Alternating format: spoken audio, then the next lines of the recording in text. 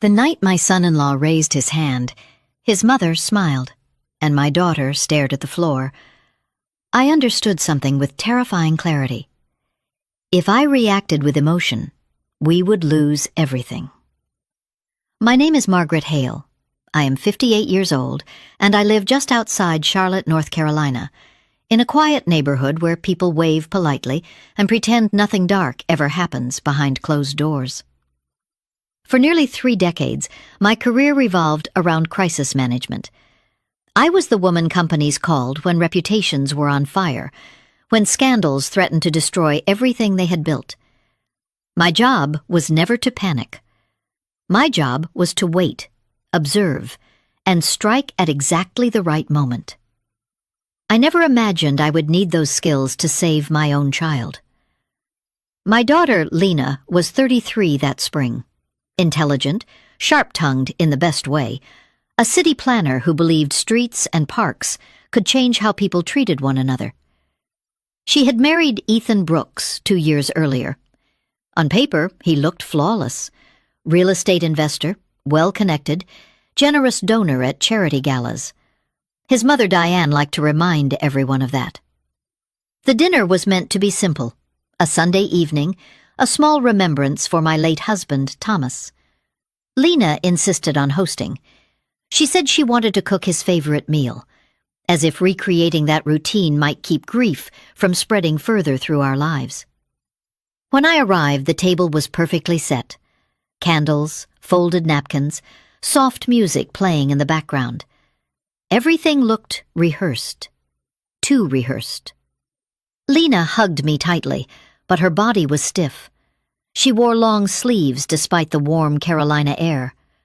Her smile appeared on cue, then vanished the moment she turned away. "Mom," she whispered, "I'm glad you're here." Ethan greeted me with charm polished to a mirror shine. Diane watched from across the room, eyes sharp, lips already curled with judgment. Dinner began politely. Conversation floated around safe subjects: traffic, development projects, property values. Diane spoke the most. She always did. Every sentence ended with a lesson about discipline, standards, or how women today lacked resilience. Halfway through the meal, Lena reached for the serving dish. Her hand trembled. A spoon clinked against porcelain, just loud enough to break the rhythm of the table. Ethan's fork stopped mid-air. He looked at her slowly, deliberately, like a man deciding how far he could go. "Are you nervous?" he asked calmly, "or just careless as usual?" Lena opened her mouth, but the words never came. He stood, not abruptly, not angrily. He reached across the table and squeezed her wrist hard enough that I saw her flinch. Then he leaned close and whispered something only she could hear. Diane laughed. "That's how women learn," she said lightly, lifting her wine glass. "Embarrassment works better than kindness." The room went silent. Lena's eyes met mine for a fraction of a second. They were not asking for comfort. They were asking for permission. Permission to survive. I did not shout. I did not stand. I did not reach for my phone. I watched. I memorized every movement, every word, every witness. Because this was not the moment to act. This was the moment to prepare. And before that night was over, every single one of them would underestimate me. And that would be their first and most expensive mistake. Before Ethan entered her life, my daughter was not a woman who apologized for existing. Lena grew up in a house where voices were never raised to win an argument. Her father, Thomas, believed disagreement was not a threat, but an invitation to understand. On Sunday mornings, he brewed coffee strong enough to wake the entire block, then sat at the kitchen table reading the paper while Lena challenged every opinion he had. He never shut her down. He listened. He smiled. He taught her that her voice mattered. That lesson shaped everything she became.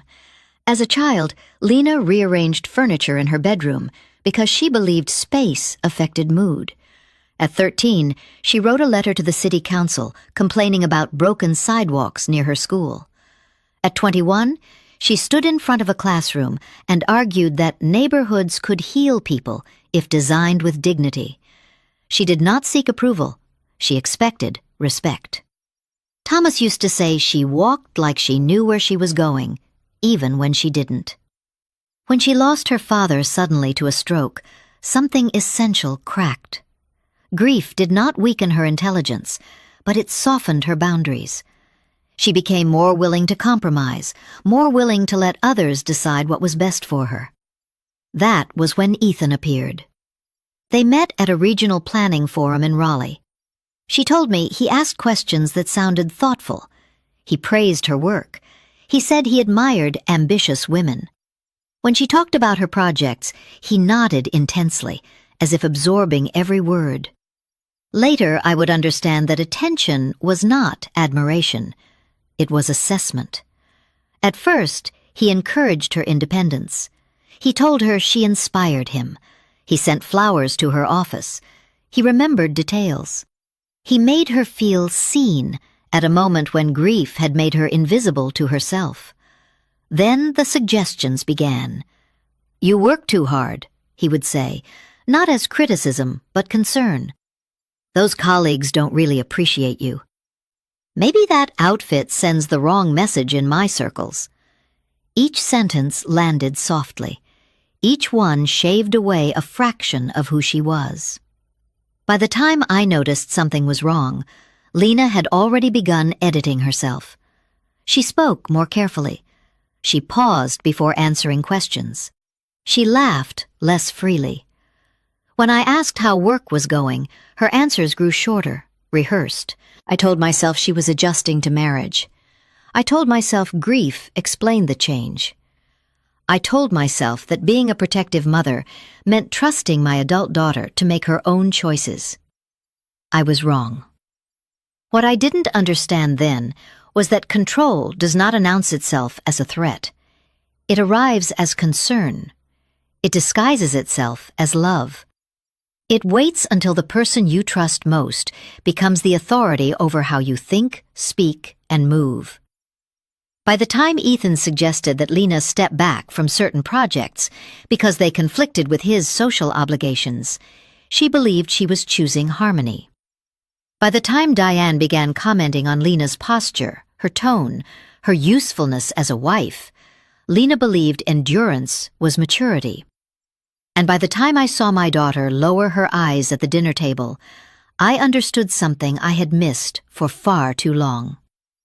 The woman sitting in front of me was still my daughter, but she had been shrinking herself to survive, and no one shrinks without being pushed. Control does not begin with shouting. It does not begin with bruises.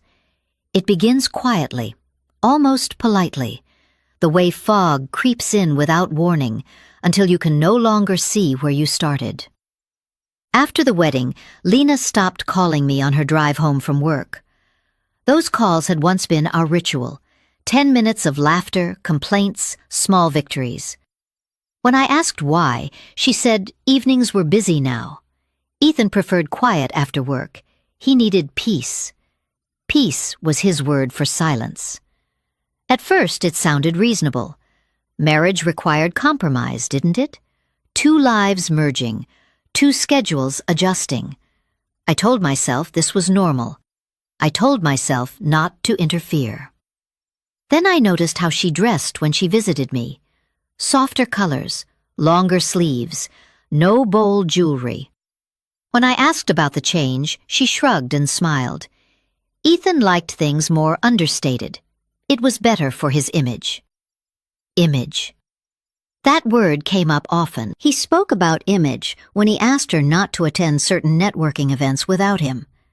He spoke about image when he suggested she decline a leadership role because it might attract the wrong attention.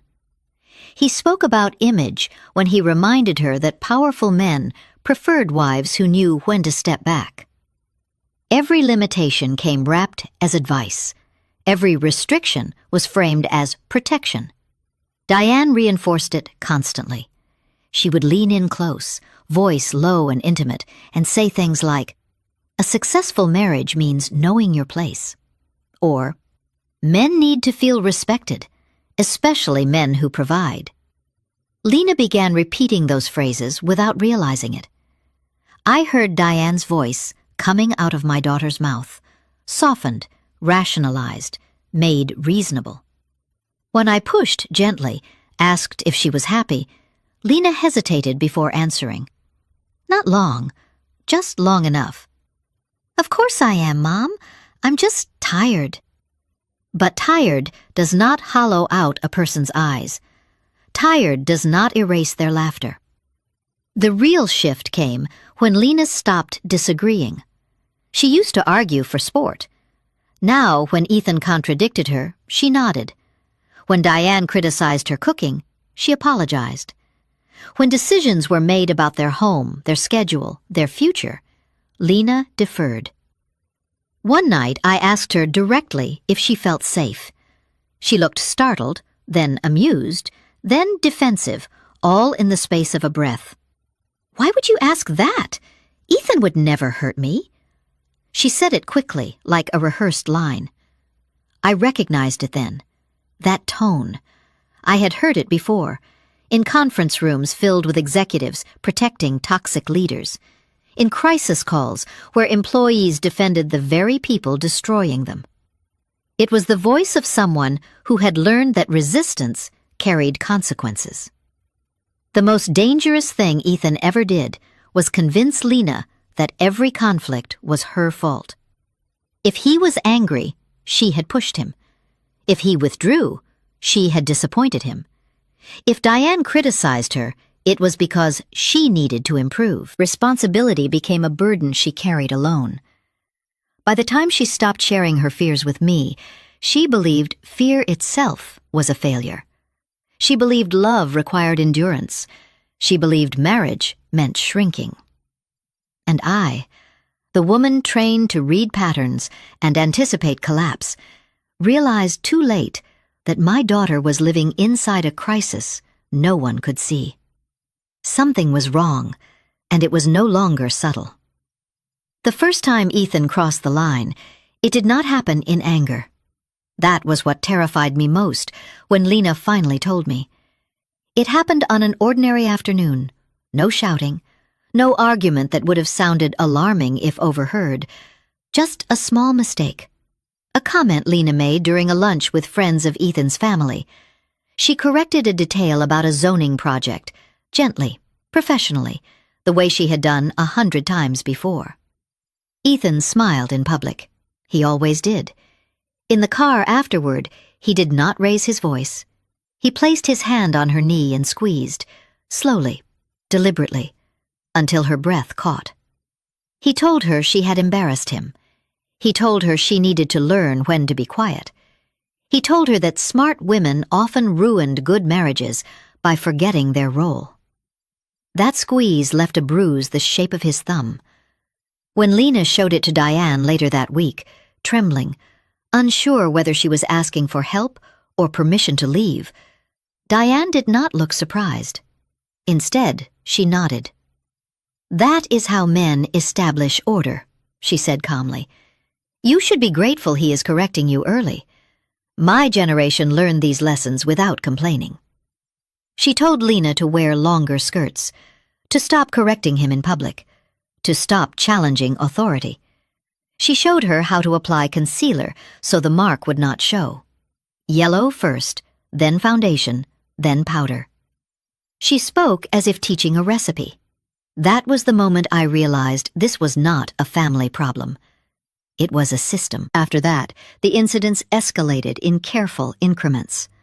A shove disguised as urgency, a door slammed too close, a hand gripping her arm when she tried to walk away, always followed by remorse, gifts, apologies, promises.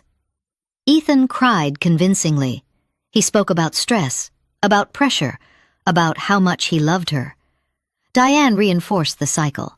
She framed endurance as loyalty, pain as growth, silence as wisdom. Lena hid the marks well. long sleeves, strategic makeup, excuses about clumsiness. She stopped coming to my house unannounced. She stopped changing clothes in front of me. She stopped letting me see her fully. I noticed the way she flinched when voices rose, the way she scanned rooms before speaking, the way she asked permission for things she once decided without hesitation. One afternoon, I caught her staring at her phone, tears rolling silently down her face. When I asked what was wrong, she said nothing. When I pressed, she whispered, "I just need to be better." That sentence broke something in me. No woman decides she needs to be smaller unless someone has convinced her that her existence is a problem. The night of the dinner, when Ethan tightened his grip on her wrist and Diane laughed, I saw the entire structure clearly for the first time. The roles, the script, the applause for cruelty. They believed I was another woman who would freeze, excuse, normalize. They were wrong. Because while Lena had learned to survive by shrinking, I had spent my life dismantling systems that thrived on silence. And as I sat at that table, watching my daughter lower her eyes, I made a promise I did not speak aloud. This would be the last time anyone taught my child that pain was love. They just didn't know yet how much they were about to lose for believing otherwise. The moment I decided to act, Ethan and Diane sensed it. People like them always do. I did not announce my intentions. I did not threaten. I did not confront. I began quietly, the same way I had handled corporate disasters for years. I documented everything: dates, times, witnesses, small inconsistencies that revealed larger truths. I spoke to Lena gently, carefully, making sure every step was hers, not mine. For 3 days, nothing happened. Then the counterattack began. It started with whispers. A colleague of Lena's stopped returning her calls. A woman she had worked with for years suddenly avoided her at a professional mixer. A project she had been leading was reassigned without explanation. The justification was vague. Concerns about focus, image, stability. That word again. Image. A week later, Lena was called into her supervisor's office. She was told it might be best if she took some time away until her personal situation was resolved. They used the phrase mutual agreement, as if pressure could be softened by polite language. She came home pale, apologizing to me for being a burden. I recognized the strategy immediately. They were isolating her. Then they came for me. An anonymous complaint was filed questioning my ethics. Old cases were suddenly revisited. Online posts appeared, carefully worded, suggesting I was a manipulative mother exploiting my daughter for attention and leverage. Someone leaked the idea that I was exaggerating events, that Lena was unstable, that Ethan was a respected man being targeted unfairly. None of it was overtly false. That was the brilliance of it. They twisted truths just enough to poison perception. Diane's social circle went to work. Charity boards, private luncheons, phone calls made behind closed doors. The narrative spread quietly but efficiently. Lena was difficult, emotional, influenced. I was overbearing, vindictive, obsessed with control. I had seen this tactic before. Destroy credibility so facts no longer matter. Lena felt it immediately. She stopped checking her email. She stopped answering messages. She asked me one night if maybe we should slow down, wait, give Ethan another chance. That was when I knew how close we were to losing her again. Because fear does not just live in bruises. It lives in exhaustion. She was tired of defending herself, tired of being watched, tired of explaining, tired of fighting people who smiled while cutting her down. I sat across from her at the kitchen table and held her hands, noticing how cold they were. "If you go back," I said calmly, "this will stop for a while." She looked up at me, eyes glassy, desperate for reassurance. "And then," I continued, "it will get worse, because they will know they can break you." She didn't argue. She just cried. That night, I lay awake realizing something sobering. Ethan and Diane were not trying to win legally. They were trying to outlast us, to strip Lena of her confidence, to make me question my own strength, to turn truth into noise until silence felt safer. What they did not understand was that I had spent my career surviving wars of attrition, and I never entered one without preparing my final move. Because when people attack you where it hurts most, they reveal exactly what they are afraid of losing. And I was about to find out just how deep their fear ran. The message arrived at 2:14 a.m. No name, no subject line, just a single sentence. "You need to look at what was hidden before Ethan learned how to hide himself." Attached was a secure link and a passcode that expired in 24 hours. I did not wake Lena immediately. I sat alone at my desk, the house silent around me, my pulse steady in the way it only gets when instinct takes over. This was not a threat. It was an invitation. The files opened one by one, audio recordings first. Diane's voice, unmistakable, calm, instructional, speaking to someone she called family. She talked about managing situations, about shaping narratives, about how some women needed pressure to understand their limits. She laughed softly while explaining how to break resistance without leaving marks. Then came emails, old ones, years old, messages Diane had sent to private contacts discussing Lena long before the wedding. She called her strong-minded, inconvenient, a liability if not corrected early. My hands went cold. But the real twist waited in the final folder. A scanned police report dated 11 years earlier. The death of Ethan's father. Ruled an accidental fall down the stairs in their previous home outside Asheville. Case closed quickly. No charges, no follow-up. Except the report included handwritten notes in the margin from a junior investigator. Notes that had never made it into the official conclusion. Injury pattern inconsistent with a single fall. Multiple points of impact. Witness statements retracted after family intervention. The attachments continued. Medical records, photographs, a timeline that made my stomach drop. Ethan had grown up in a house where violence was normalized, where silence was enforced, where power was absolute. His mother had not only survived abuse, she had perfected it. The final audio file confirmed what the document suggested. Diane speaking late at night, irritated, dismissive. "He wanted to leave," she said. "Men always think they can walk away once they're no longer useful. I taught him otherwise." There was a pause, a breath. "Ethan doesn't remember everything. He doesn't need to. He learned what matters." I closed the file and leaned back in my chair, the weight of it pressing into my chest. This was no longer just about my daughter's marriage. This was about a lineage of control. A woman who had shaped her son into an extension of her will. A system that didn't break people by accident. It trained them. The sender revealed themselves the next morning.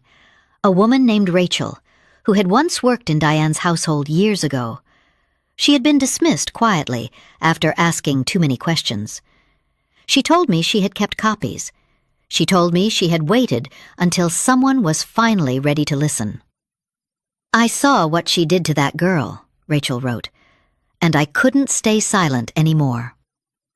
For the first time since this nightmare began, I felt something shift.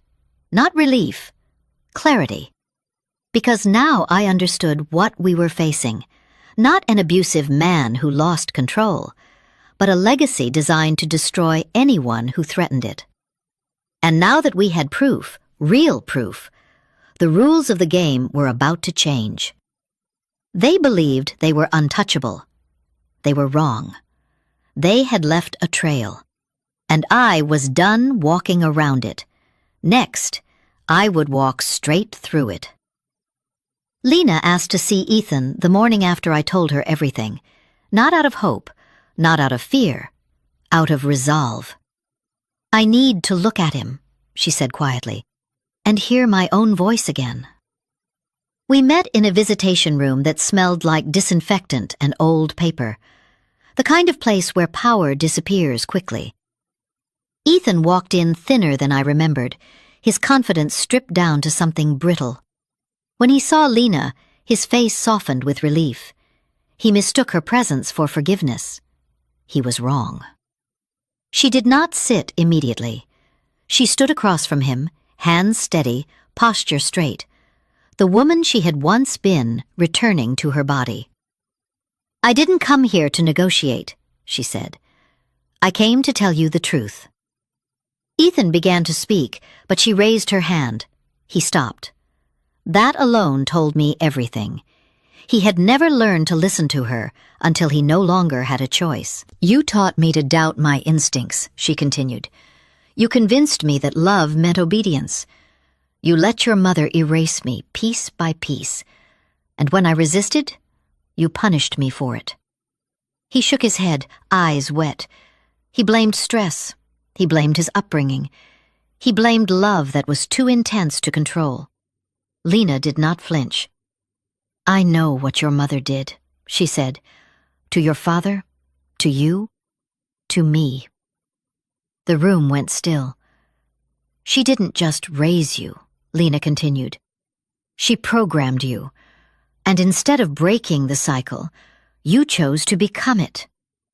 Ethan's shoulders collapsed. For a moment, I saw the child beneath the cruelty, the boy who had learned that survival meant compliance. But empathy did not change responsibility. "I am filing for divorce," Lena said. "I am reclaiming my name, my work, my life, and you will never have access to me again." He reached across the table instinctively. The guard intervened. "I loved you," Ethan whispered. "No," Lena replied calmly. "You needed control. Love does not require permission to exist." She stood. He begged, he cried, he promised change. But promises without accountability are just another form of manipulation. When Lena turned and walked out, something broke in the room. Not loudly, not dramatically, but completely. The spell was gone. Within 48 hours, the recordings and documents were in the hands of investigators. Charges escalated. Restraining orders were enforced. Ethan violated one in a moment of panic and was arrested again. The carefully curated image collapsed under the weight of evidence. Diane tried to intervene, tried to bargain, tried to intimidate. It didn't work, because systems built on silence collapse when confronted with truth spoken clearly. Lena did not look back, and for the first time since this began, I saw her breathe freely. The cage had never been locked. It had only been believed. And belief, once broken, never regains its power. 5 years have passed since that dinner in Charlotte. The night's silence became a weapon and then a shield. Lena lives downtown now, in a small apartment filled with light. Nothing extravagant, no heavy furniture, no locked doors. The windows stay open whenever the weather allows, as if air itself is part of her healing. She works for a regional planning nonprofit, designing public spaces for communities that have been overlooked for too long. The work is quieter than her old job, less prestigious on paper, but it gives her something she never had before: peace. She laughs again, not carefully, not quietly, fully. She runs in the mornings. She cooks because she wants to, not because someone expects it. She chooses her clothes without asking an invisible jury for approval. These details may seem small, but anyone who has lived under control knows they are victories. She is seeing someone slowly, on her terms. A man who asks questions and listens to the answers. A man who does not confuse love with possession. When she told me that, the first time he raised his voice in frustration, he stopped immediately and apologized without being asked. I knew she was safe, not because he was perfect, but because he was aware. As for me, I wrote this story because I promised myself I would not let it disappear into polite silence. Not for Lena, not for the women who reached out afterward, saying they recognized themselves in her hesitation, in her exhaustion, in her doubt. Not for the mothers who wrote to say they were afraid to ask the questions that mattered most. Ethan is no longer part of our lives. His mother is no longer the shadow behind him. The system that protected them did not fall all at once, but it cracked enough for light to enter. Sometimes justice is not loud. Sometimes it simply removes the power to harm again. What survived was not vengeance. What survived was truth. And truth has a way of rearranging everything it touches. Before I end, I want to leave you with 5 lessons this story taught us.